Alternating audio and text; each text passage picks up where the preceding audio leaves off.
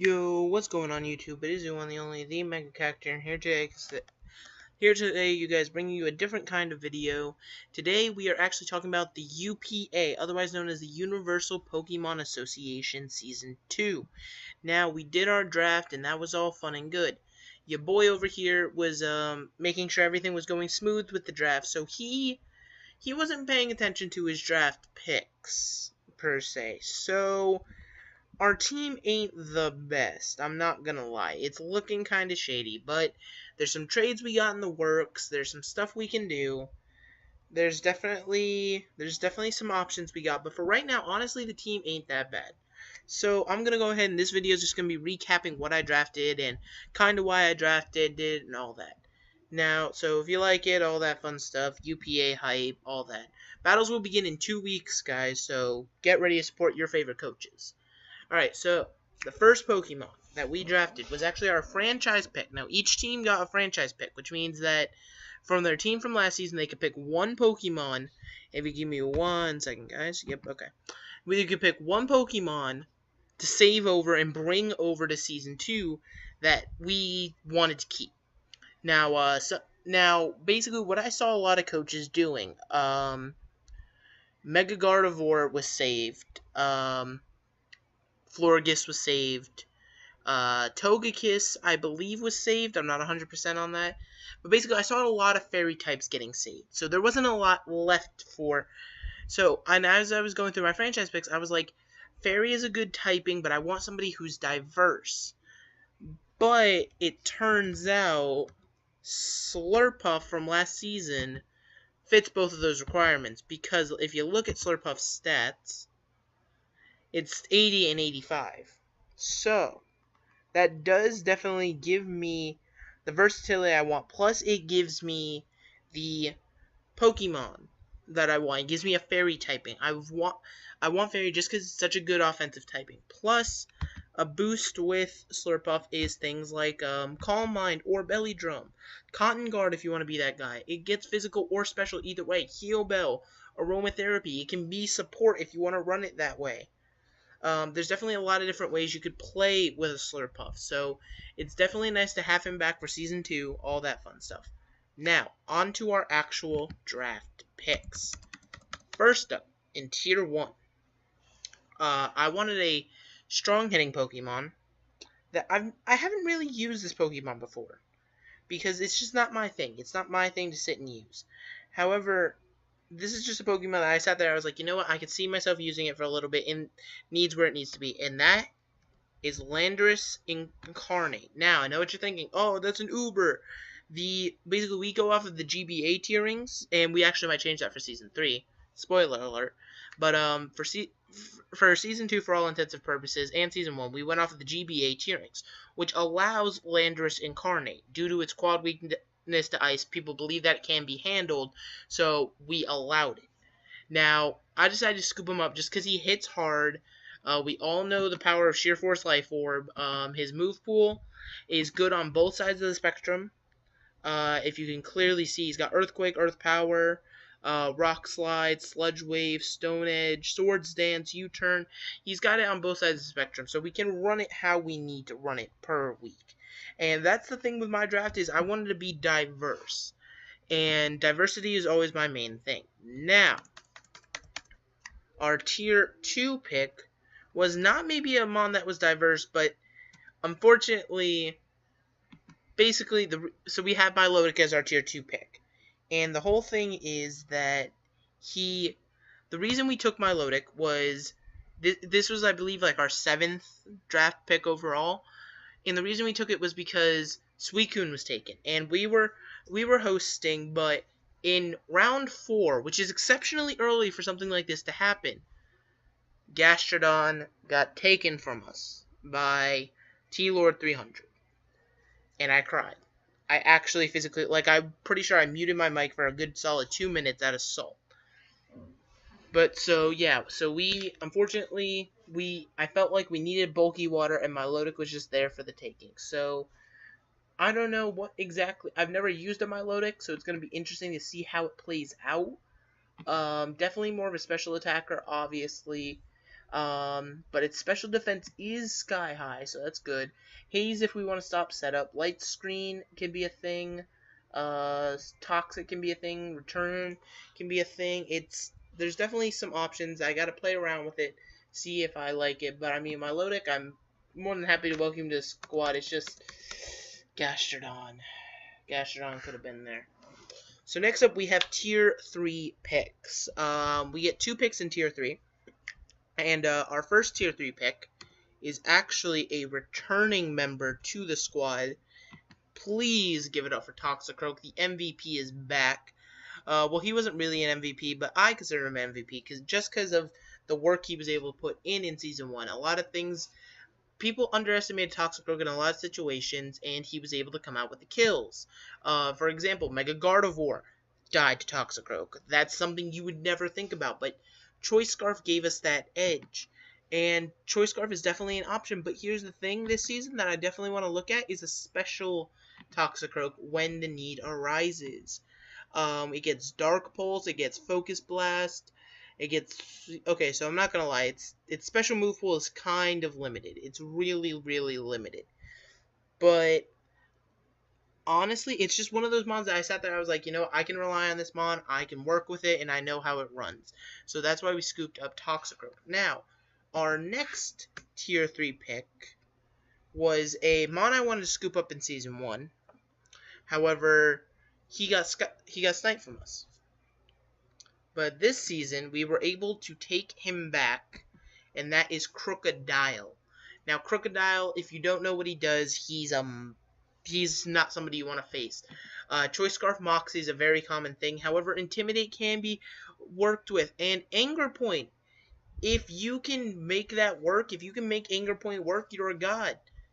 Like, guarantee a crit somehow and just raise his attack 12 stages on a Crocodile, something's dying. Something is dying. Now, his stats obviously are not the best. That's why you always see Scarf is just... It's just kind of a thing, you know? You always see the Scarf because he kind of needs it. And it's just kind of one of those things where it was like, I can have this, but I chose this, yada yada, etc, etc. So anyway, that is our Tier 3 picks. Now to move on to Tier 4. Now, this comes the part of the draft where I necessarily wasn't thinking. I wasn't, because here's the thing. Normally, I'd have a list of what I've already taken. That way I could figure out what typings I need. But I didn't have that list up. I was just going off of memory, and I did not remember a lot of the things because I was just on the spot trying to do this. So, our Tier 4 pick, if you can give me 1 second, guys. Sorry, I'm trying to do like 4 things at once. Our Tier 4 pick was actually Rhyperior. Now, I'm not mad that we got Rhyperior. It's a great mon. Look at those stats. Granted, he's not fast or especially defensive at all, but Solid Rock is a thing. I don't see the need for Lightning Rod, honestly, ever. Reckless can be a thing if I need it to. Assault Vest did increase that special defense. Sorry guys, I had a yawn. Assault Vest, Focus Sash, Rock Polish, Weakness Policy, Rock Polish, that's also an option. There's definitely a lot of things that I can do with a Rhyperior, and it has quite a diverse move pool, if I do say so myself, including but not limited to all the elemental punches. Well, actually, it even gets Thunder Punch. It gets Outrage, Poison Jab, Mega Horn. It's definitely a diverse Pokemon that I want to see how far I can take it with the diversity of its move pool. So then, next up was our Tier 5 pick. And in Tier 5, we scooped up yet again another returning member to the main Malamars, Xatu. Now, Xatu last season put in a lot of work I didn't expect it to do. Being one, we had a physical... Last week, unfortunately, I did not upload all my UPA videos last season, just because I didn't want to go back through all of them. But the last week, we faced off against the St. Louis Sableyes and their Volcarona. And Volcarona got destroyed by a physical Xatu. I didn't think it was a thing, but it's a thing, and I made it work, so I'm proud of that. And honestly, Xatu is just diverse in the fact that it's helpful because it gets Magic Bounce, so it can stop those hazards in their tracks. it can, obviously, as I've found out myself, it can be physical or special. It gets set up on the special side. Not so sure about the physical side, but it definitely gets on the special side. We can set up Tailwinds. We can set up Wishes if we want. We could go Toxic. We could go Thunder Wave. There's definitely a lot of options that I like. If I could, actually, let me just close that. There's definitely a lot of things I like about Xatu, and I'm happy I was able to scoop them up again for Season 2. Now, on to our Mega Evolution. And I'm not going to lie to you guys, I'm probably going to change this Mega. I'm probably going to, unless I can find a way to make it work out. But, our Mega Evolution is none other than Mega Ampharos. Oh, not Altaria, Ampharos. Now, Mega Ampharos, I pretty much took because I didn't want to take Mega Beedrill again, because I didn't see the point in it. It didn't do anything. Like, last season, yes, it was nice, but Toxicroak could do everything he could do, honestly, at the end of the day. So, Mega Beedrill, I thank you. You were my MVP last season, but I gotta let you sit on the bench this season. So, Mega Ampharos is here. Base 165 special attack, base 105 and 110 defenses, respectively. 90 HP. He's a big-ass wall that if you don't think about it for 2 seconds, he's gonna take you down. With access to Cotton Guard, Heal Bell, Rest. Rest is the only recovery he really gets, but that's all the recovery he needs at the end of the day, just because of how good he is. Physical or special is a thing, but most of the time you're going to run special because that sky-high special attack stat is just going to tear through people. Now, its move pool, once again, is not the most diverse. Agility is a thing, though. Focus Blast. There's definitely options when it comes to Mega Ampharos, and I want to see if I can make him work before maybe trading him in. I don't know. There's definitely going to be some trades going on with this team, because it's not...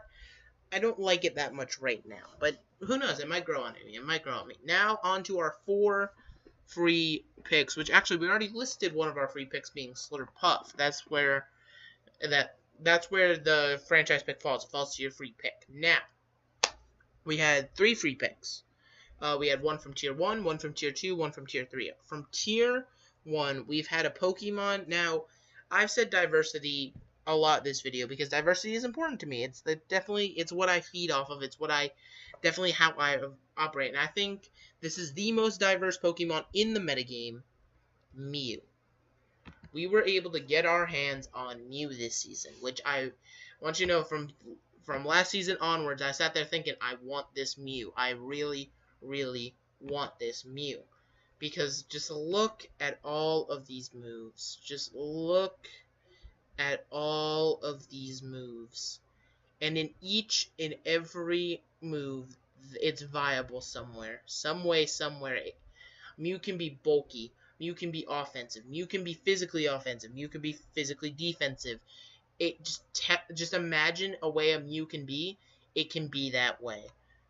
It is the definition of diverse, and that's what its name is going to be this season. I'll tell you right now. I'll put it right here. Diverse. That will be his name all season, because this Mew is definitely going to be a proud member of my team, hopefully for many seasons to come. But for right now, just realize that diversity himself is in the building. Now, for our Tier 2 free pick, now at this point I was thinking about, okay, so I have a lot of good mons, but I'm lacking a little bit of bulk. And I thought, well, I have physical bulk in Rhyperior and other mons. But I was like, what could be specially bulky?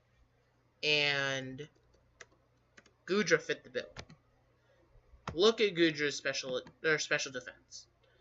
150. The most common set is Assault Vested. Times 1.5. So really quick, 150 times 1.5. That is base 215 special defense, if I'm not mistaken. That's kind of insane. Granted, his physical defense is not really there, but people can run bold. He's bulky. He gives me some bulk, and he also gives me some diverse bulk. You can run this thing physical or special. It's another mon that's definitely I can take advantage of in both ways. Sounds wrong, but yeah. So let's look at this. We got Toxic. If we want to be super bulky, Protect, Toxic. We could do physically offensive, Aqua Tail, Power Whip, Fire Punch, Outrage.